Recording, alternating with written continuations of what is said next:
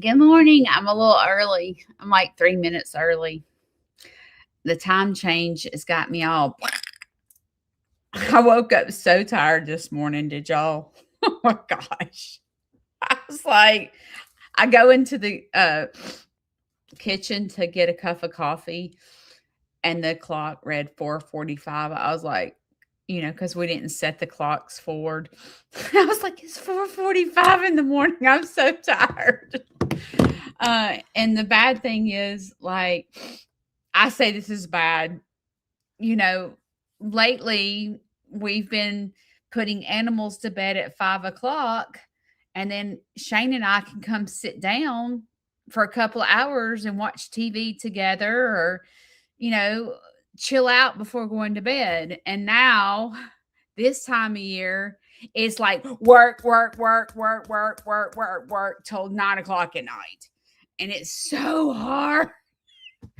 It's so hard because it's just, you just don't get a break. And then Shane and I don't see each other much because we're both working ourselves to death. And like last night, I think it was like 7 or 7:30 when I put the animals to bed, and I've been almost into bed by 7:30. Like I'm so exhausted.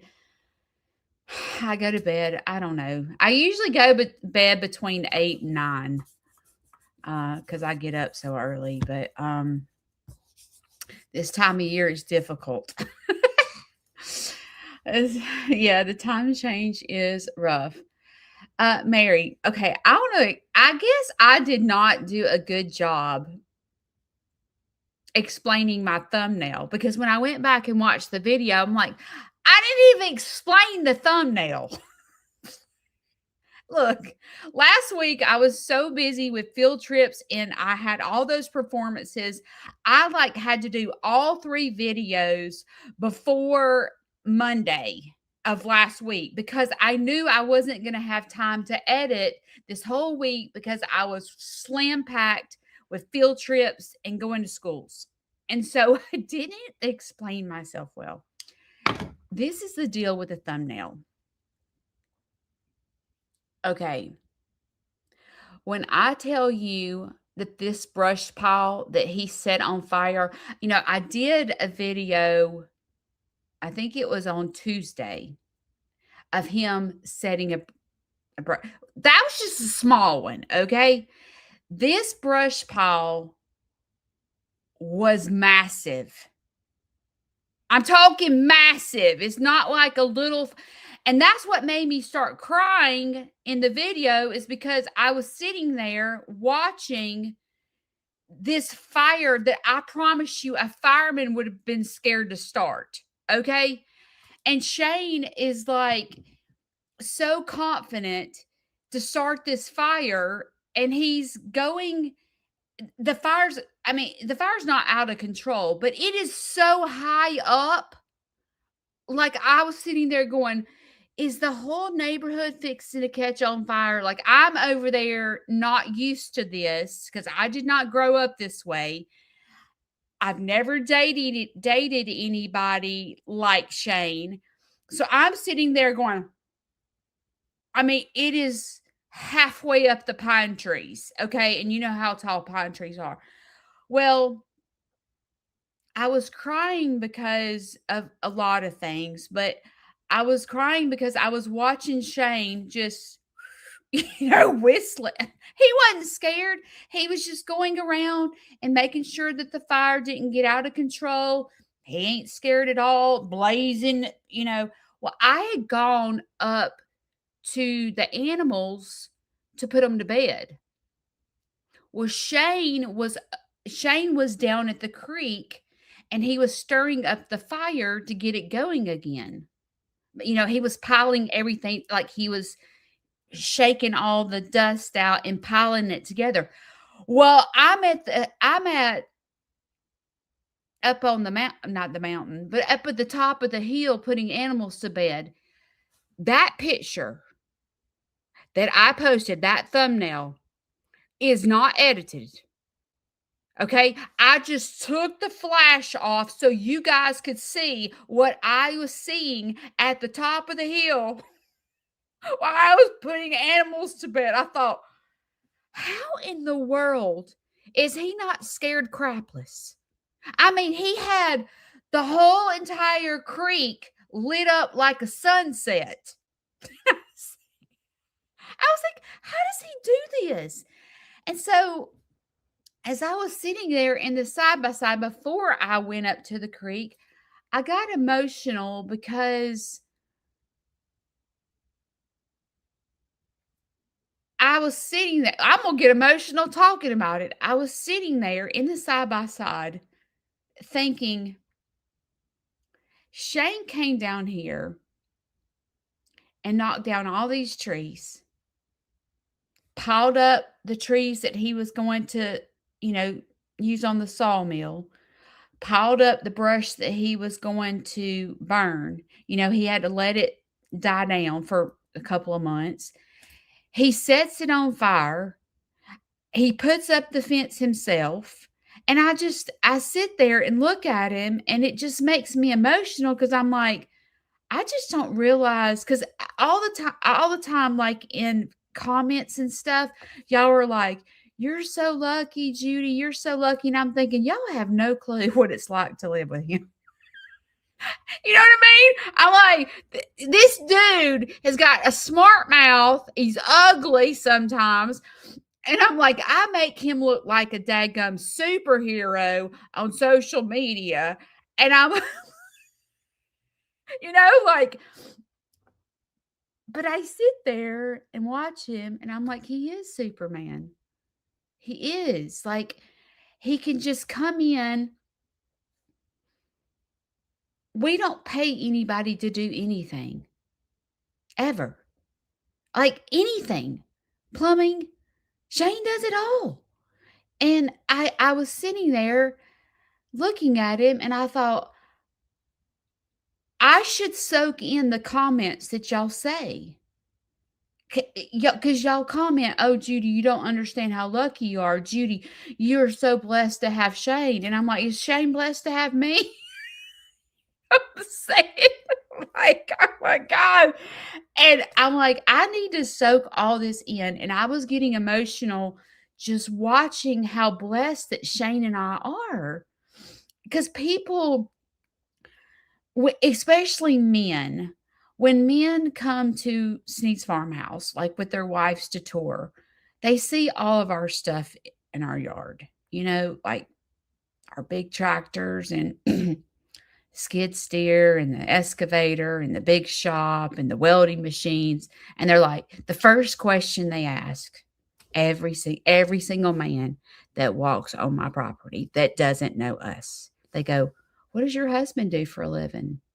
That's what they say. Every man that walks on our property. And it's because they look around and they see we have nice stuff. Shane has this, I don't know how much, I think it was $60,000 truck that's in the driveway that we never drive. He's got this white truck that's our farm truck. Then he's got his work truck with the welding machine on it. And he has all this big equipment. And men think that they're like, "What does your husband do for a living?" As if, he's this, I don't know what they think he is, a lawyer or something. And it always kind of like tickles me a little bit because I know it's coming. I know it's coming. When I see a man with a woman and he starts doing this, I'm like, here it comes. "What's your husband do for a living?" And I always say, it's funny because I go, "He's a teacher."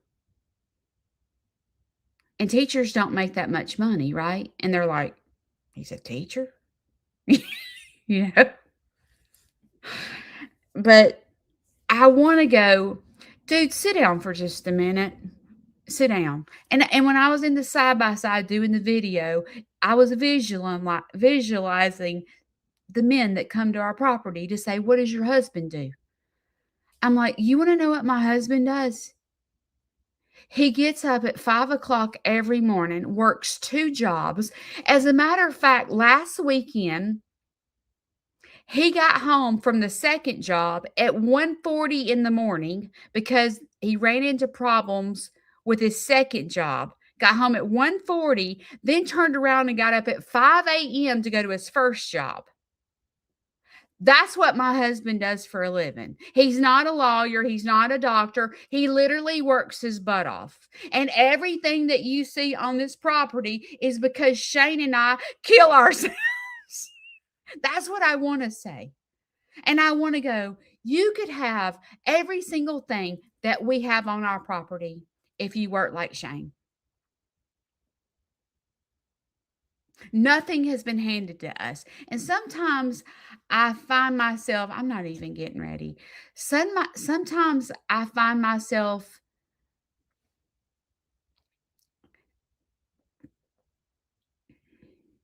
feeling offensive, like when they say that. I guess it's not offensive, it's defensive. I feel defensive because I'm like, what does my husband do for a living? As if we're over here just loaded.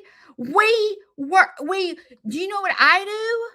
Because a lot of people, this is what happened. All the men say, "What does your husband do for a living?"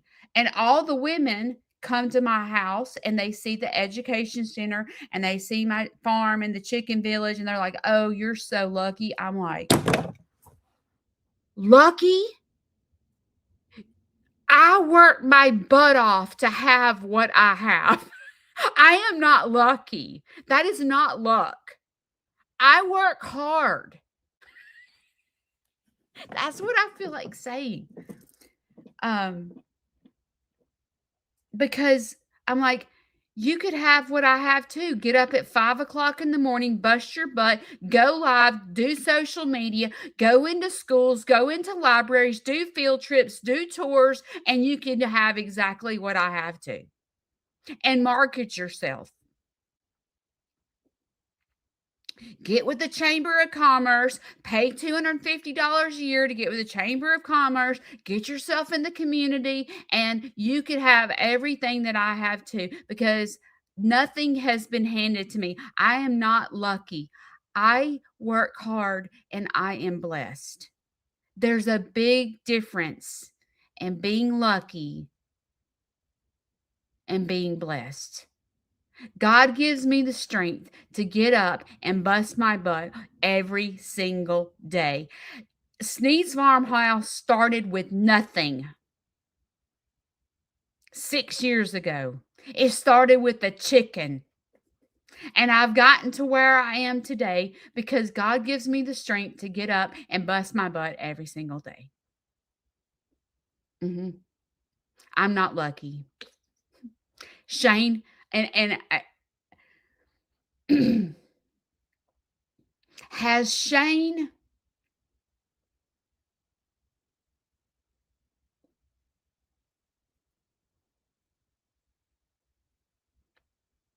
how do I put this? Every single chicken coop that I have, Shane did not pay a dime for them. Okay? And in my children's program,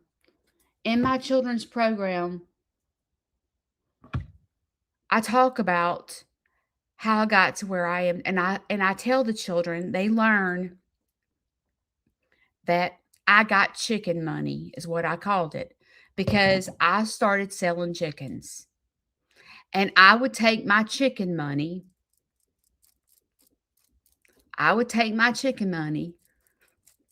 and I would put it back into the farm.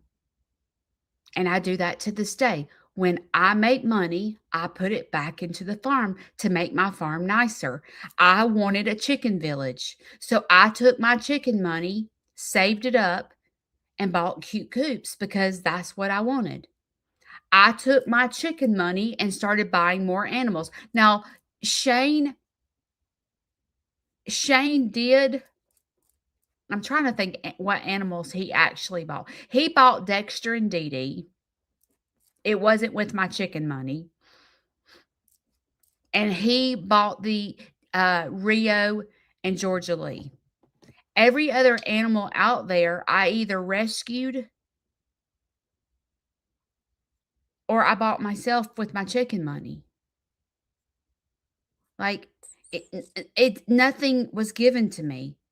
I worked for it. Now, granted, I am blessed with Shane because I don't have to work a first job. Like, so yes, I am fortunate. When Shane and I got married, he was like, I don't want you to work.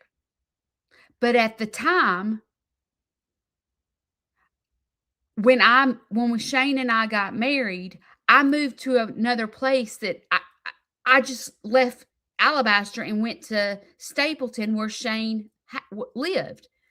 And then shortly after, and he was like, I don't want you to work. Because I was like, do I need to, I need to go find a job because I just moved to a new city. And he was like, I don't really want you to work. What man says that? That's what I was thinking. It's not like I'm home with kids, but shortly afterwards, and I'm not a stay at home person. So, like, the thought of me staying home not working does not sound fun to me. I'm not like that.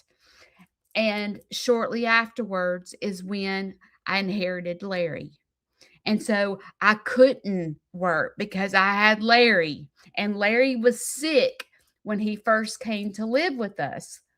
And he was on home health, and home health was coming to our house every day. So I really couldn't work because I had my hands full with Larry. And then Larry stayed with us, the whole entire time. So I didn't work because Larry needed assistance. So yes, I was blessed that I didn't work and Shane pretty much took care of the household while I took care of Larry. So, yes, I was blessed where some people are like, well, you're lucky because you didn't have to work and you could take your chicken money and, build your farm. Yes, I am. But this is what Shane says. This makes me laugh because this lady, I started getting bullied when I started getting chicken money and started building Sneed's farmhouse. People were getting mad at me. I called them my chicken friends because all we talked about was chickens. And these people were my first friends in Coleman. And they had chickens and I had chickens. Well, when I started Sneed's Farmhouse and became a nonprofit, and I started getting chicken money and I was getting more animals and I was getting cute chicken coops, they started calling me a rich girl.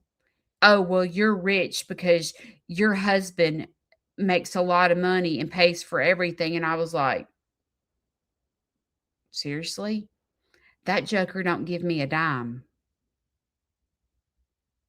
If you only knew what it was like to live in this household.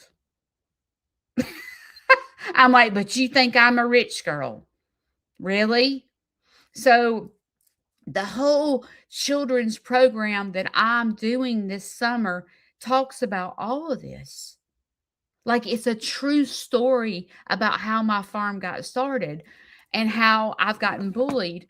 And it just makes me laugh to see people say that I'm lucky or you don't understand what you got. And in the moment of me being down there watching Shane with this fire, it was like a slap in the face to realize that I wouldn't have what I have if it wasn't for Shane. Because if it wasn't for Shane, I would be working a full-time job. I wouldn't have been able to take care of my stepdad.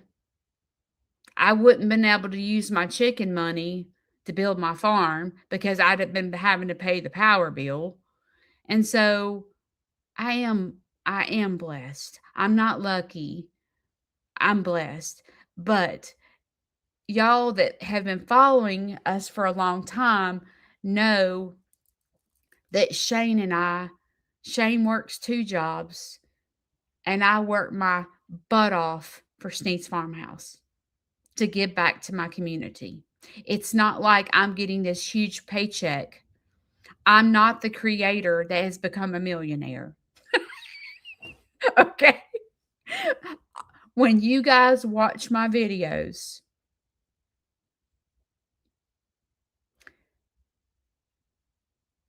you know what? I'm an honest person, right?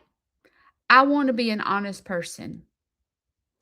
I make on YouTube between $300 and $500 a month on YouTube because you watch my videos. And that doesn't even pay my feed bill. So, I'm not the YouTuber that's hit it big and that's able to move to a 50-acre lot and have someone build, I don't know, a house or a fence or a barn. I'm not that way. And Shade and I have done it ourselves. So the money that I get from my videos is from you. You are who helped me pay for my animals' feed. And I feel like, yes, the farm is here at Sneed's Farmhouse, but it's your farm too because you help feed my animals. That's how I feel. And I feel like, you know what? It's not just me that's blessed. It's you blessed because you get to see these animals 3 times a week and you see me live every morning trying to teach you how to dance. I try to give back to you because you give to me. And the way I give back to you is to make sure I film my whole entire life and I'm honest with you. And I try to teach you how to be the best version of yourself. And I say, hey, I'm your friend. Let's hold hands and let's figure out this life together. And that's my way to give back to you for what you do for me. Okay, with all that being said, today my video title is I think I said life is too short. I think that's what I said. Friday night, not Friday night. Let me say this real quick. I don't really talk about makeup because y'all know I'm not a makeup artist, even though I put my makeup. But my dermatologist, I wish this wasn't blurry.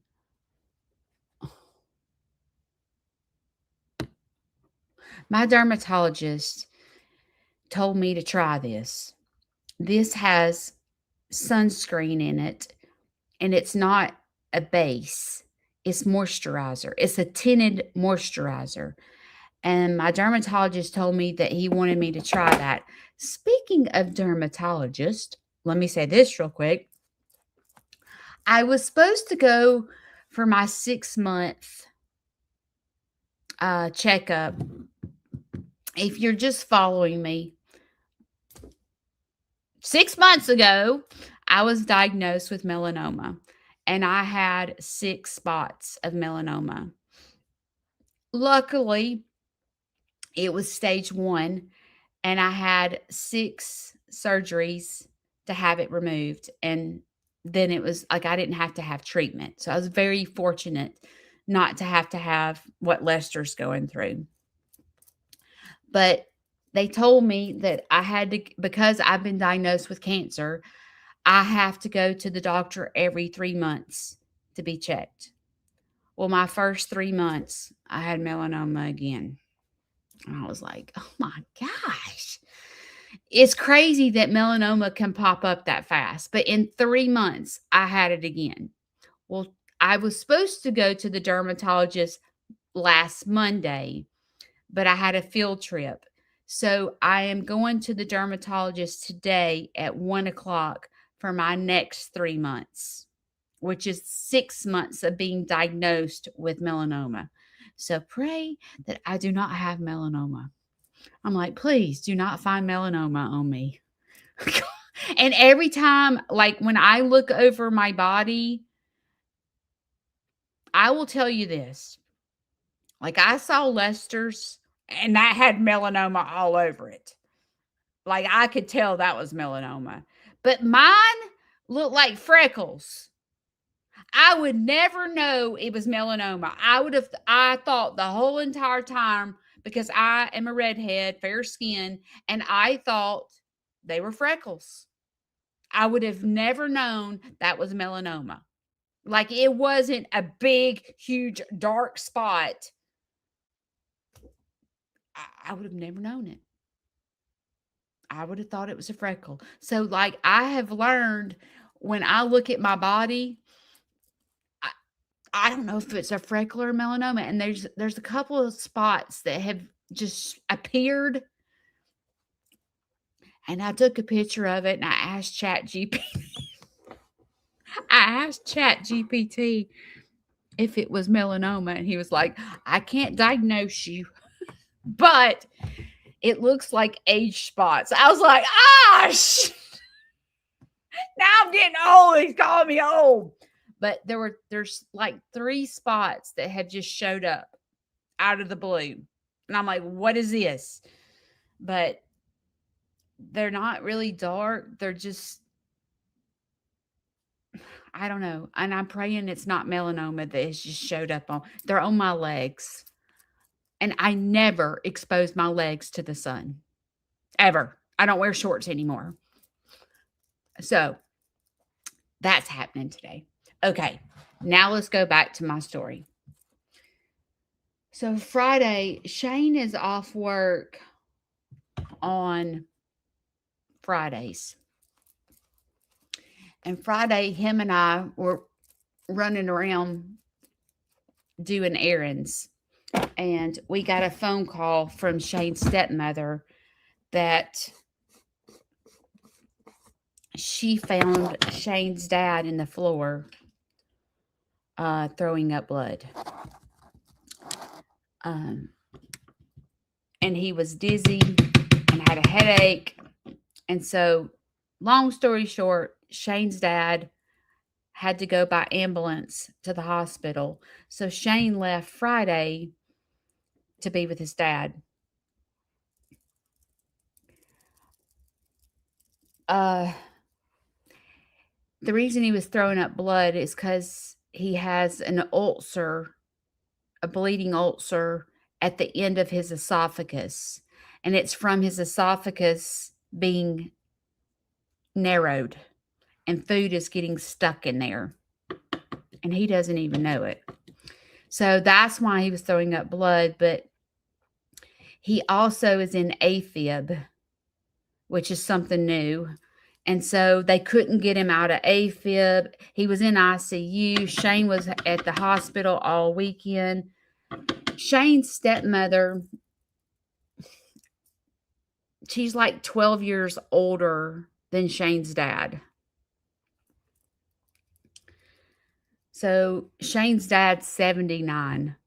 And the stepmom's like, I don't know. She's like 92 or 93.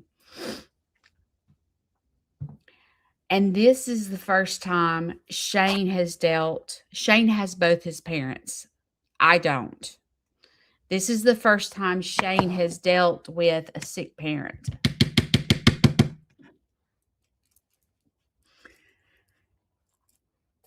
And I know what it feels like.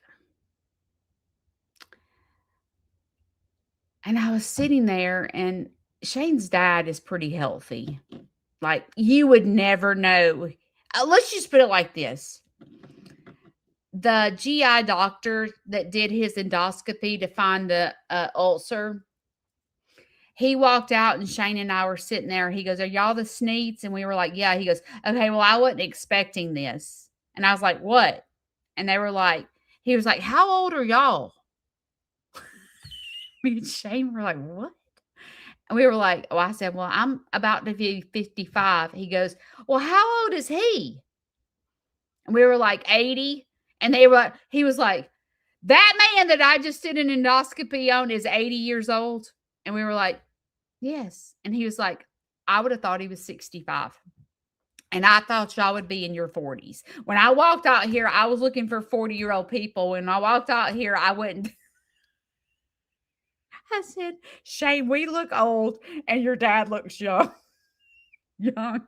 But Shane looks just like his dad. So he knew Shane was, that was his son. But I just it just made me giggle to think, oh, well, we look old and Don looks young. But I was sitting there as we have gone through this weekend. I thought, life is so short. And Shane goes, "Well, Larry moves out and somebody else is about to move in," is what we were thinking, because Shane's stepmother,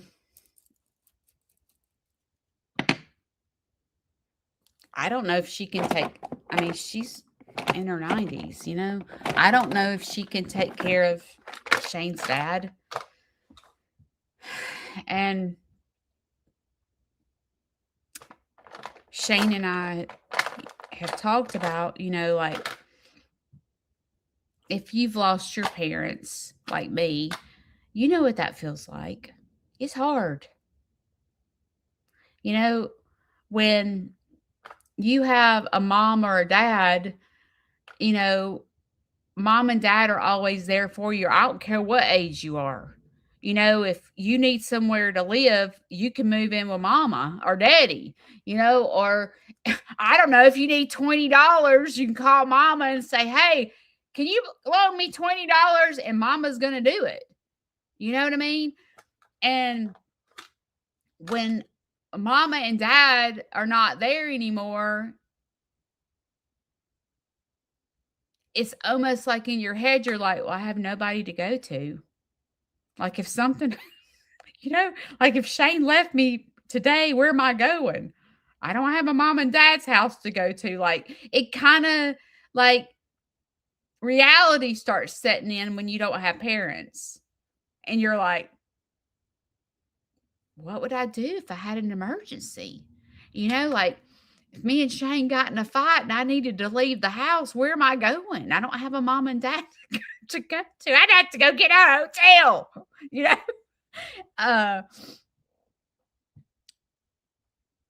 It's different when you lose your parents. And I lost my parents at a young age. My parents have been passed away forever. My mom died in '08, and my dad died in 2012.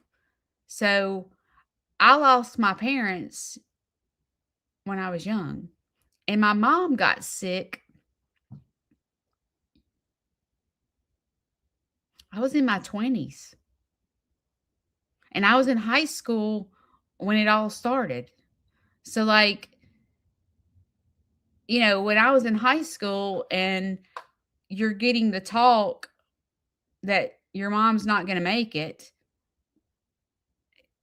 it's hard when you're 18, 17 years old and you're like, and my parents were divorced, and we were like, where are we going to live?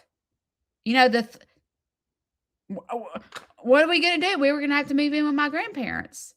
And so, like, when all that happens, it's like reality kind of sets in and you're like, so yeah, I was in my 20s when my mom got sick, and I,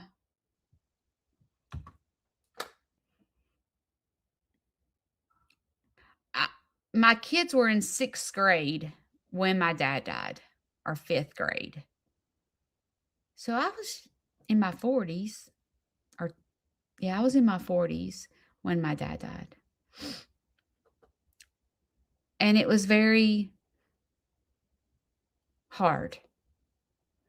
And now I'm watching Shane go through it. I mean, not that his dad's passed away, but I mean, we didn't know. I mean, he could have possibly had.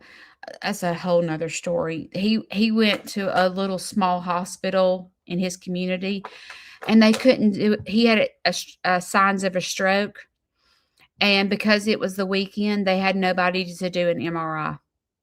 So we don't even know if Shane's dad had a stroke or not. The hospital had no one to do an MRI. Needless to say, Shane's dad's going to the doctor today to schedule an MRI. But basically, I realized through. Hang on just a second. My phone's blowing up.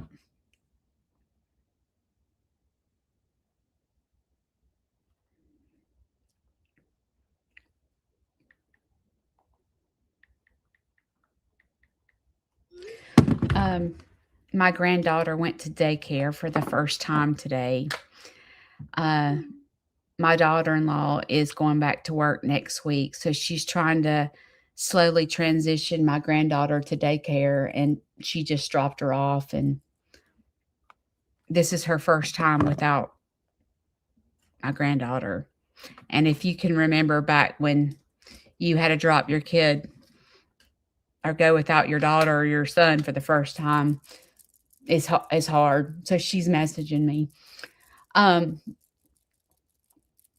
just realized watching Shane's dad get sick. I know that Shane's parents are 80, and his stepfather is sick too. His stepfather has 19 liters of fluid taken off his heart last week, and it's built up again.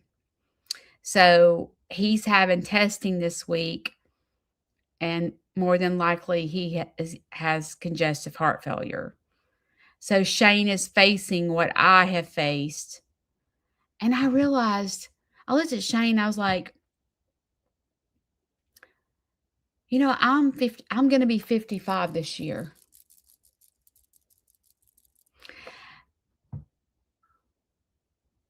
And if I live to be as old as my parents were in their 60s when they died.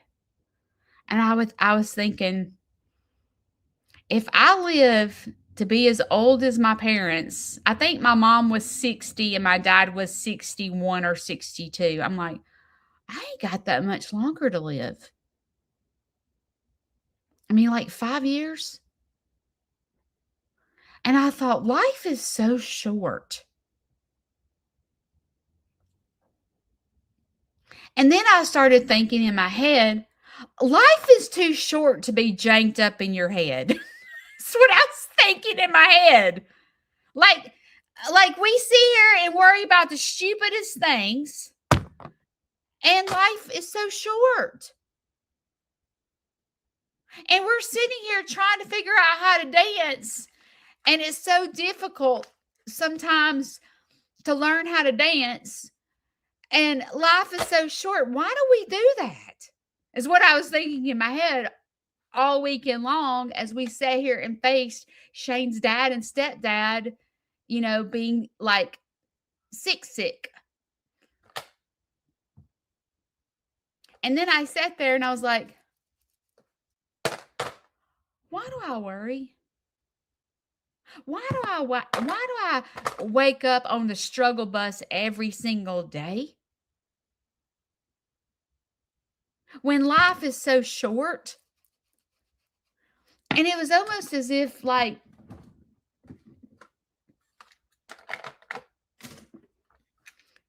it was almost as if God was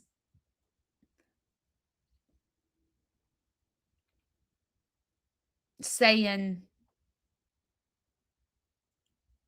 count your blessings. So, because as I was sitting there, watching Shane, it was like Shane work. It was as if I was hitting reality of realizing what my life looks like. Like, my life for me feels different than what y'all see. You know what I'm saying? And your life looks totally different with you than what other people see. Other people might say, "Oh, Mary is so lucky. She has that back deck." Because the reason I'm saying this is because I saw a picture of her back deck and I was like, God, I love that back deck. I wished I had it. Uh, they might say, "Oh, she's so lucky. When it snows, her back deck, it looks like heaven." She's so lucky because somebody else may not have that same back deck that Mary has. Or I saw Jane posted a picture of the snow, and people say, "Oh my gosh, Jane is so lucky that she gets to experience that beautiful snow every year because we don't have it down here. We have ugly snow. It's got dirt in it because it's not very thick." And Jane may be going, "You just don't understand. It's awful. It makes me depressed." And it's like, and then Mary may say, "Well, you don't understand. I might have this beautiful back deck, but my life sucks right now." You know what I'm saying? Like, it's like sometimes, the grass looks greener on the other side. You know how they say that? And it's like, instead of us being able to absorb what we're experiencing, we think life would be better somewhere else. You know what I mean? Because in the moment, you're on the struggle bus. You're depressed. Me too. You're not alone. Me too. And it's like, why, if life is so short, why do we spend our time on the struggle bus? Because life is hard, right?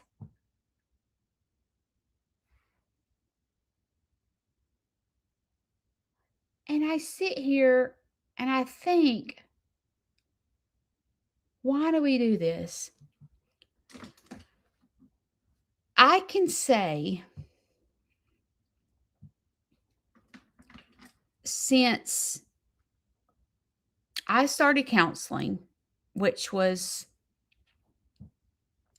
16 years ago, I have been with the same counselor for 16 years.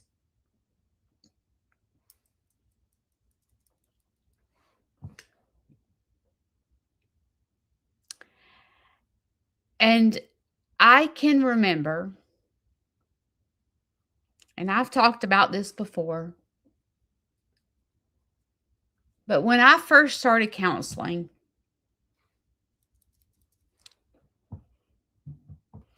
I was very sick. I didn't look at life as life is so short. I didn't do that because I was so sick. I just wanted life to end. I hated it. I hated my marriage. I hated my work. I hated my life. The only thing that kept me alive was my children.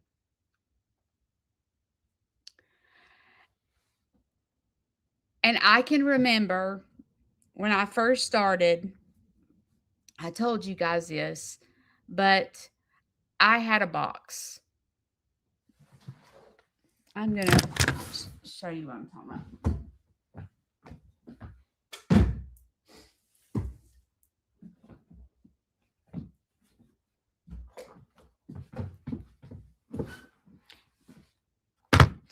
So I had a box. And inside my box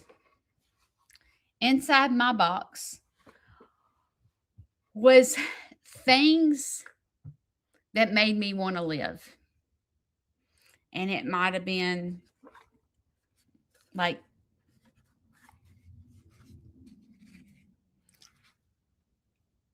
this beautiful diamond necklace that says dance. And I would open up my box and go, but I need to learn how to be happy. And then I would have like pictures of my children. And I mean, like, this may seem silly. This may seem silly to you, but in this box, uh-oh, my beads fell out. I have these beautiful beads. I'm gonna cry. And I can open this box and I can look at all these crystals, all these sparklies, all these flowers, all these iridescent, and it makes me happy. I wear my beads every day. I would have this box, and it's what kept me going. Because at this point, 16 years ago, I was having a hard time. I couldn't see anything good going on in my life. And if you've never been there, it probably seems selfish. Oh, people are so selfish that do that. But if you've never been there, you don't really understand.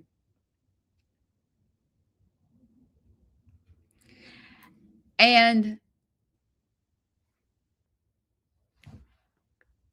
I look back now, 16 years later, because I'm nothing like that. I'm nothing like I used to be. But this weekend, as I saw the moment of someone can be taken from you like that, one of my very best friends, she wouldn't mind me sharing this story, but one of my very best friends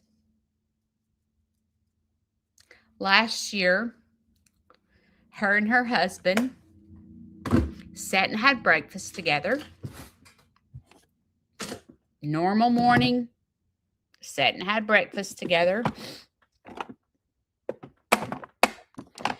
He did what men do, went to the shop to work on something. And she did what women do. She was in the house doing something. Hang on a second.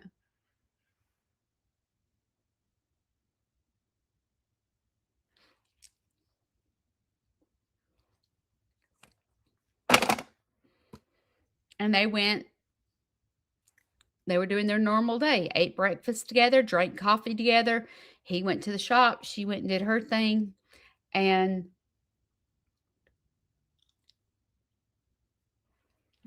I don't know if I'm going to say this right, but she looked out the window and saw something laying there. And then she realized it was her husband.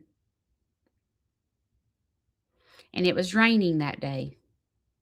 And her husband was laying in the yard in the rain. And she ran out there to him, and he died. Like that. So, like that, she no longer had a husband. It's been a year since that happened. And I look at her, and she amazes me. She absolutely amazes me. If something happened to Shane, I would pray to the Lord that I would be just like her. Woo! Teary-eyed. Because she has gotten herself involved. She's involved in she goes to this it's this group of women who but they gather together on Friday mornings to get the bulletins together for church, and they clean up the church or whatever. They get everything ready. She's involved in that. She is also very involved in the church. She has a women's program she goes to every week. She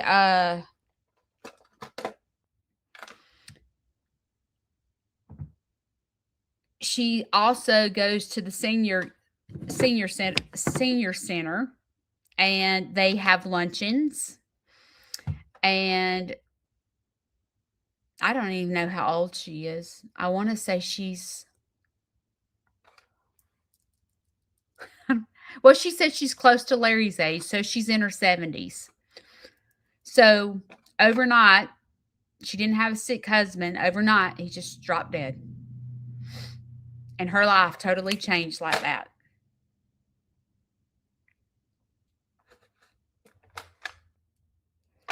Does she cry? Does she get upset? Yes. There's days that she has really bad days, especially when there's something that Jim would have done, like something breaks and she panics because she doesn't know what to do because Jim did all that. And I was thinking in my head as I was watching Shane, do this fencing and stuff, I was like, I couldn't have done this. What would I do? Like if something happened to Shane, what would I do? Because I'm not even comfortable getting on the tractor because my property's not level. Would I have to give up everything? Like what would I do?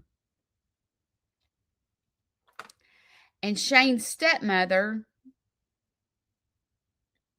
being 12 years older than Shane's dad, she was crying and she said, I thought I would go first. Because, she thought Don may die. And she said, I thought it would be me because I'm older. I thought I would get, what am I going to do? I was planning on me dying first. But life don't work like that. Just because you're 12 years older than him doesn't mean you're dying first. And I sit here and I watch these situations happen. And I'm like, why do I wake up on the struggle bus every day? It's like sometimes we forget that life is short because life is hard. And we forget and we get ourselves depressed and we get ourselves all sideways. But then sometimes our life slows down and something happens for us to remember that life is short. And when you think about life being short, you're like, I better live my life to the fullest.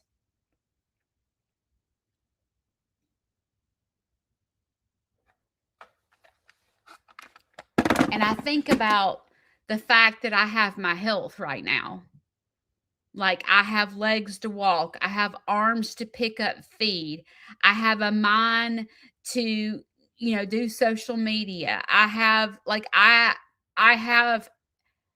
good health right now. I don't have high blood pressure. I do have high cholesterol.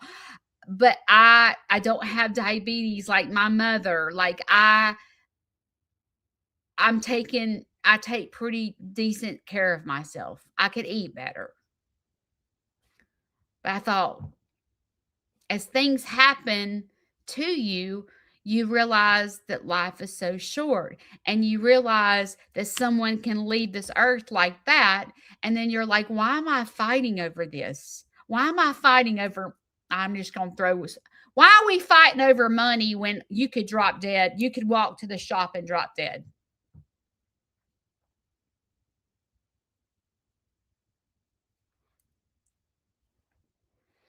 And it made me think about putting a tool in my pocket. Like when you're in the depressive moment and you're on the struggle bus, it's hard to pull tools out of your pocket because you're caught up in being on the struggle bus. So it's like you want to sit it out because you're like, I'm just depressed. I just can't. I don't want to get better right now. I just want to have a crying session. I just want to feel sorry for myself today. And I think there's days I feel sorry for myself. I think that's normal. That's not something that's abnormal. I think you try to do the very best you can do each and every day. Some days are better than others. You know,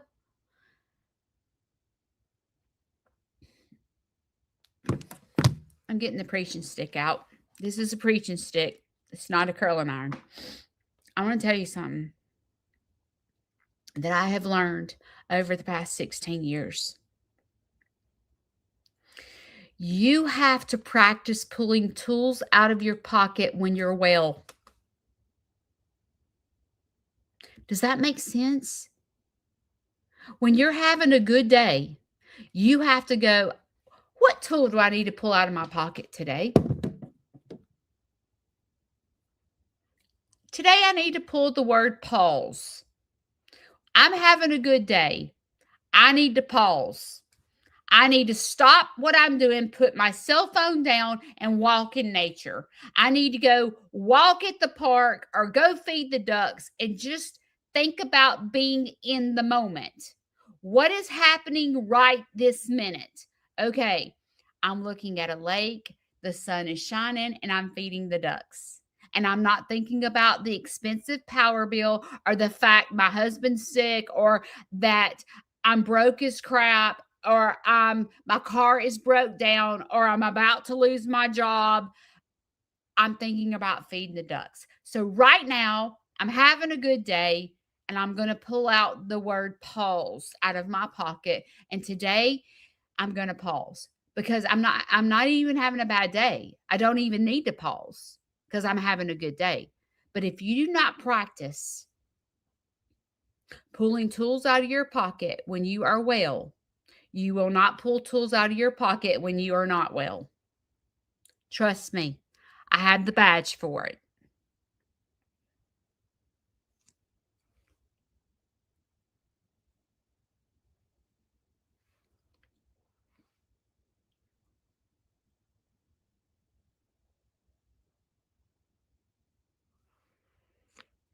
You have to practice. And maybe it's that you need to write down what tools you have in your pocket.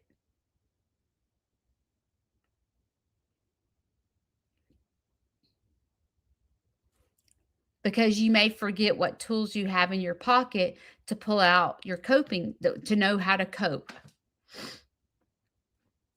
Maybe one of the tools that you put in your pocket is life is short. But when you're in the depressive mode, you're like, I know freaking life is short, but right now I'm stressed out because I just lost my job. You're like, when you're in the moment, it's hard to reach for a tool because you're feeling depressed or anxious or whatever it is. But if you practice, okay, life is short. What do I need to do to take care of myself? Life is short. I need to do something I've never done before. I need to go to a ceramic class, or I need to go to the senior citizen center, or I need to go start walking. I need to go walk in the park, or I need to get myself involved in something. What do I need to get myself involved in? Church, travel club. My stepmom is involved in a travel club and they travel together all over the place. When my dad died, that's what she decided to do, is get herself involved in a travel club. And they just go on day trips. Sometimes they go on a week trip. But she got herself involved in a travel club. You could call the Chamber of Commerce and say, "Hey, I'm 67 years old and I want to get myself involved in something. Can you tell me some organizations that are out there that I can get myself involved in?"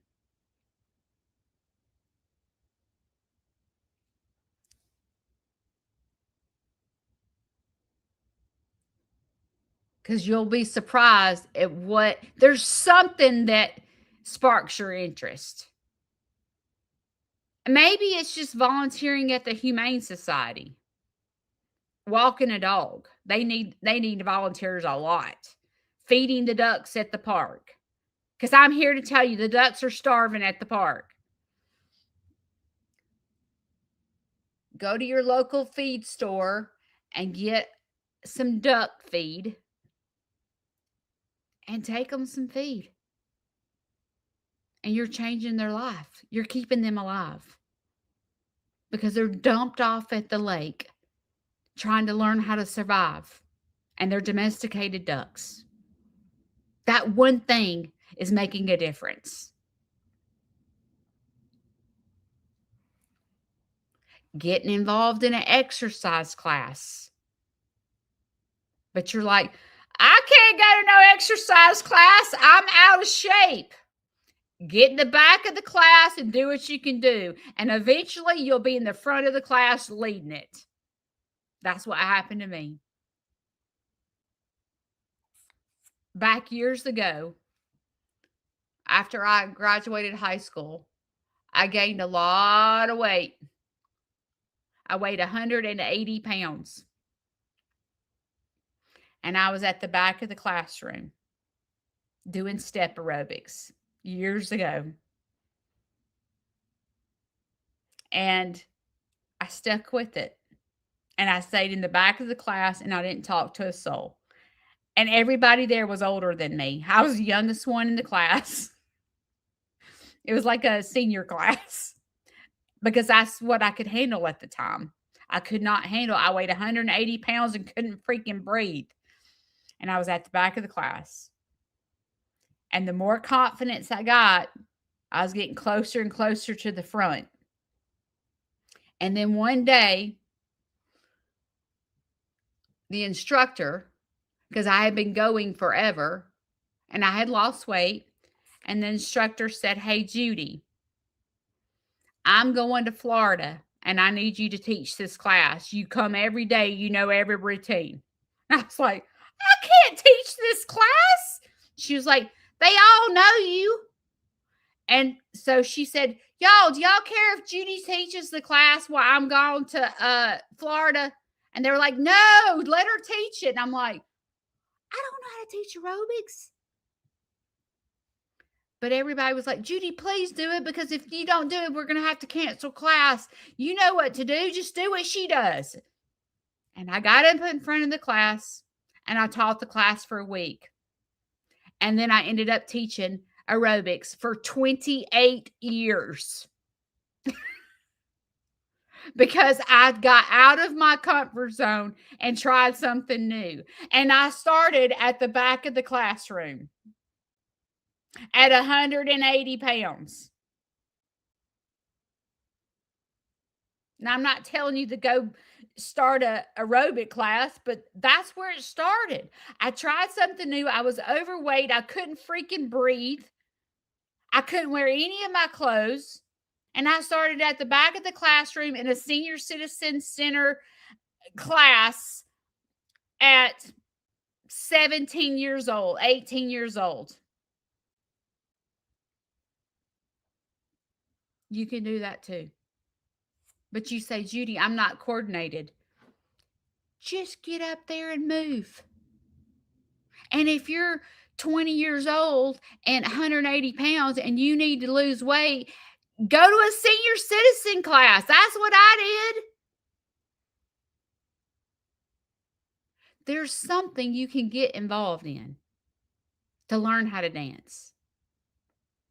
And the next thing you know, when you get involved in that little program or whatever it is you get yourself involved in, the next thing you know, you're going to be teaching other people to dance because you have tools in your pocket and you know how to do it.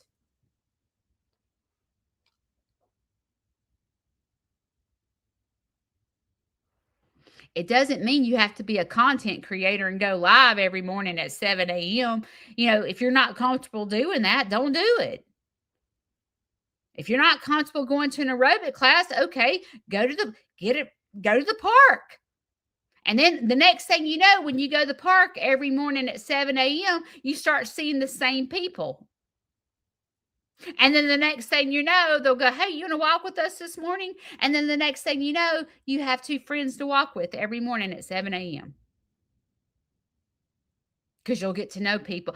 The same people come to the park to walk. And you went from being by yourself to having two people to walk with.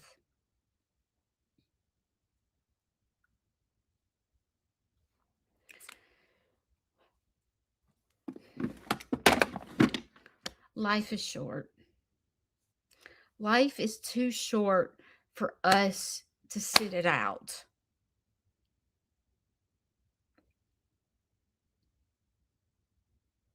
There is a lot of good things going on around you. But when you are sitting it out, you can't see it. You have to run after recovery. You have to run after happiness. It doesn't come easy. It does some days.